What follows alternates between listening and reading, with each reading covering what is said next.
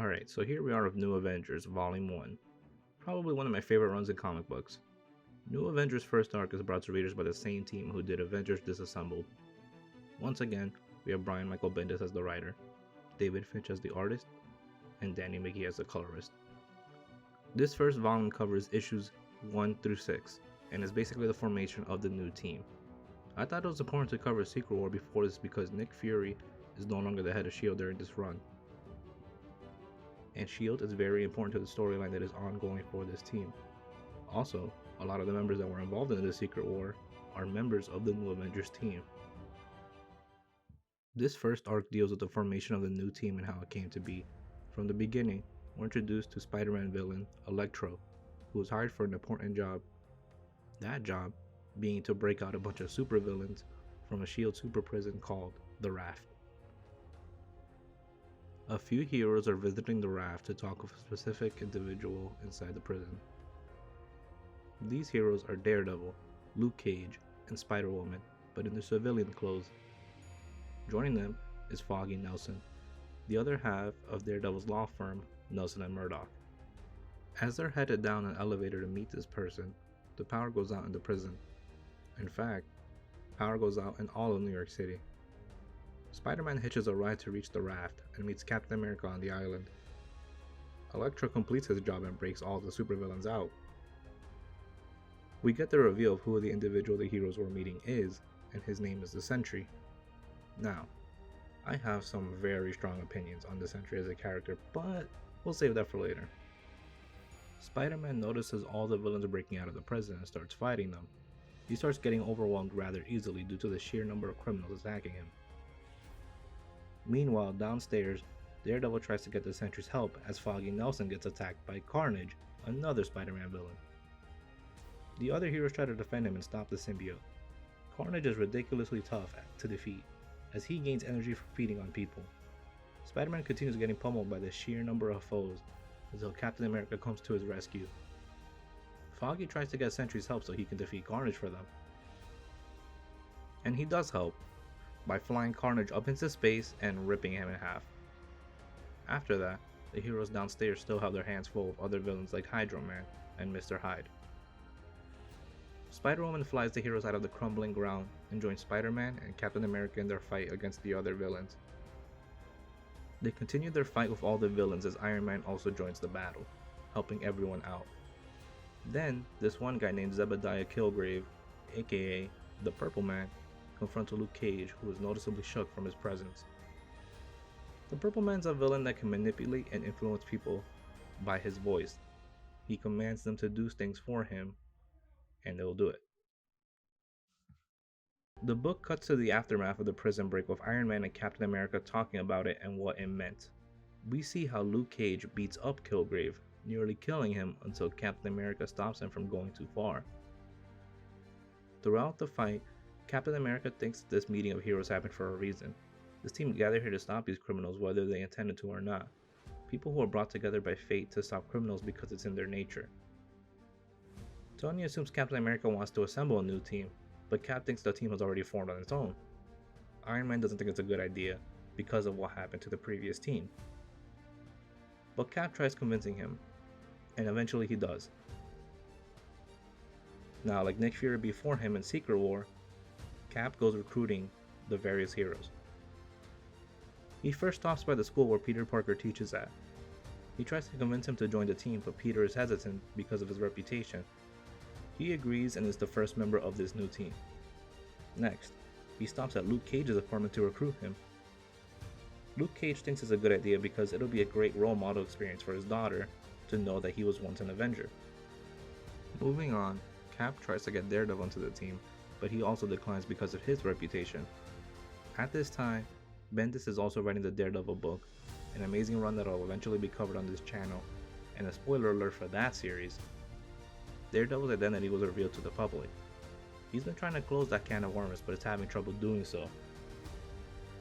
Because of it, he thinks it'll just create problems for this new team, so he doesn't want to join.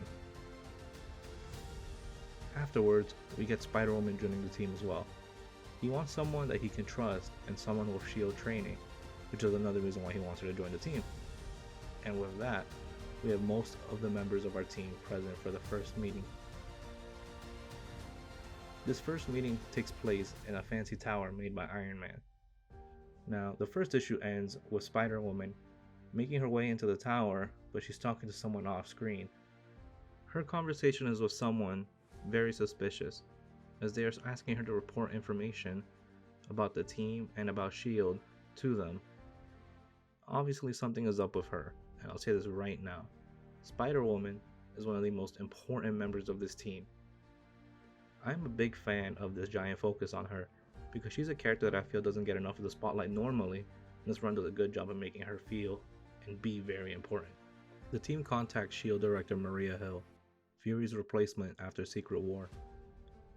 Hill doesn't want to deal with a new Avengers team, but Iron Man and Cap want to get to the bottom of the prison break at the raft. The heroes exchange some banter about Spider-Man and Spider-Woman's names, until Cap and Iron Man decide to make a move regarding the break. Iron Man gained access to S.H.I.E.L.D. files and brings up the list of the villains that escaped. 42 villains escaped, and Spider-Man points out that it was one of his villains, Electro, who was responsible for the prison break. They discover his location and start heading over to him. They fly in their new Quinjet to Boston. They discover him talking to a girl, trying to convince her to escape the country with him. They try to contain and question him, but he just passes out. Spider-Woman has the good idea of manipulating the captured villains placed into Rikers Island Penitentiary with some donuts. One villain gives up the name Karl Lycos, whose supervillain persona is Sauron, an X-Men villain. The heroes discover that there's a S.H.I.E.L.D. outpost in the Savage Land, a place near Antarctica where time stopped moving, a place of dinosaurs inhabiting the land. The heroes land and get separated from each other as they get attacked by dinosaurs until Spider-Woman runs into a familiar face, or rather, a familiar set of claws. Spider-Woman attacks the person who snuck behind her and attacked them. This person ended up being Wolverine. Wolverine is here because someone called the X-Mansion to report about receiving an offer for some money to help break Karl Lycos out of jail. The person who called was the former villain Scorcher, that one guy in Secret War who didn't even want to be a part of Lucia von Bardas' plan to destroy the city. The heroes all get captured by being put to sleep. They're strung up, naked, with a man with an enormously large head gloating at them. Lycos pops out and tells this man to kill all the heroes now while they still have a chance. Iron Man assembles his armor after hearing more about their plan to attack the surface world of mutates, the Savage Land's inhabitants, and breaks everyone free from their grasp. The heroes dress up once more, and the new team assembles onto the battlefield to attack the mutates as Lycos tries to escape. Wolverine tries gunning for Lycos by himself, but gets his powers absorbed by him, which then in turn transforms him into Sauron. But as quickly as he transforms, he is shot in the head. The person in question who shot him was Elena Belova, S.H.I.E.L.D. agent with level 5 clearance. She tries to kill the team, but Wolverine has other plans for her. Cap stops him by throwing his shield at Wolverine. Iron Man disarms everyone using a polar magnetic field, and Spider-Woman tries to interrogate Belova. Unfortunately, Sauron comes in attacking her with a blast of fire. She runs away as Iron Man knocks out Sauron, reverting him back to Karl Lycos. Afterwards, the heroes explore more of the area and discover an underground division of S.H.I.E.L.D. with agents enslaving the natives of the Savage Land for work. They tried to help them out, but missiles land in the area, blowing everything up. Iron Man managed to put up a shield to save them, but everyone else died. The S.H.I.E.L.D. helicarrier started descending and picked up the heroes. Cap and the rest of the team are furious with Hill. She basically ordered an ordnance strike on them and the people of the Savage Land. Her team killed a lot of people, both innocent and guilty. The heroes discuss what to do next, as something is clearly up within S.H.I.E.L.D.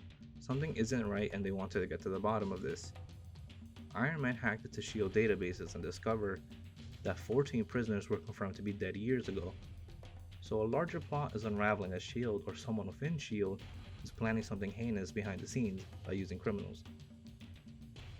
Iron Man thinks Wolverine should join the team as their last member. He tries to convince Cap about it, who's hesitant because Wolverine is killed before. But Iron Man thinks that they need someone like that, who is willing to go to the places that the rest of them won't.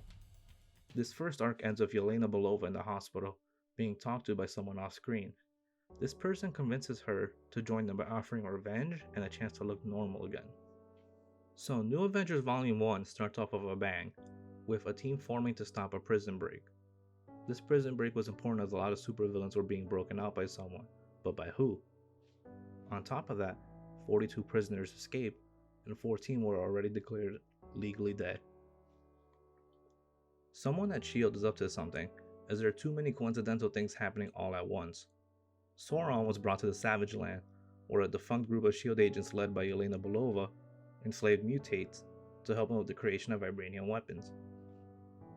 We get the formation of the team we'll be following for the most part with Spider-Man, Spider-Woman, Captain America, Iron Man, Luke Cage, Wolverine, and the Sentry being the main members. Eventually we get to see the Sentry be a part of the team.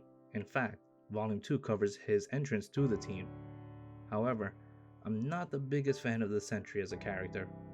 I do like the origin and story that we do get in Volume 2, which we'll cover next week, but I feel he just doesn't fit this team. This team is full of street level characters, and he is someone who people compare to being on the level of Superman from DC. One can argue that Thor was the hero on the original team who was basically the role that the Sentry fills. However, Thor felt more at home with the original team. Every team member filled a different role. He had the role of being the team's powerhouse. However, a lot of the other members were unique enough that they each had a variety of roles to fill in for different situations. Now, I'm not saying that the heroes aren't unique enough, but that the Sentry more so feels like a deus ex machina.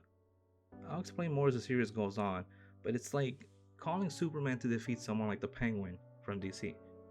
There are certain times where it feels like the Sentry is conveniently out of the picture for the plot to proceed. At least with Thor, it felt a little more natural as to why he wouldn't be around. As for the Sentry, he shows up when the story needs him to solve the main problem.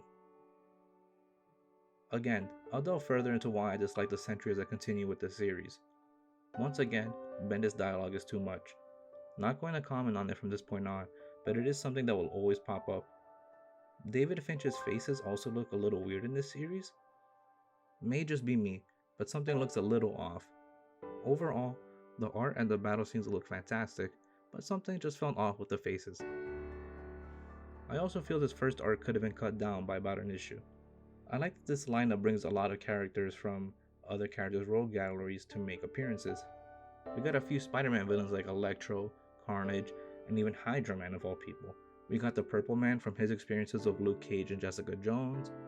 We got a Black Widow gone rogue with Yelena Belova. More characters from other series pop up and I love it. This is my favorite era of Marvel, as it feels like a lot of the books talk to each other. A lot of the books influence one another, whether it be through small interactions or setting up future events. Next, I'll be covering New Avengers Volume 2, covering issues 7 through 10, which discusses the Sentry's origin and place in the team. I hope you guys stick around to check out my previous videos. I'm trying to get better at editing and keep closer to a smaller time length for the videos. Let me know if you prefer this or the longer form videos or like more of an analysis of the story rather than a lot of summary. I'm still figuring a lot of this out and would appreciate any feedback. If you could like, comment, and subscribe, I'd appreciate that. Thanks and have a great day.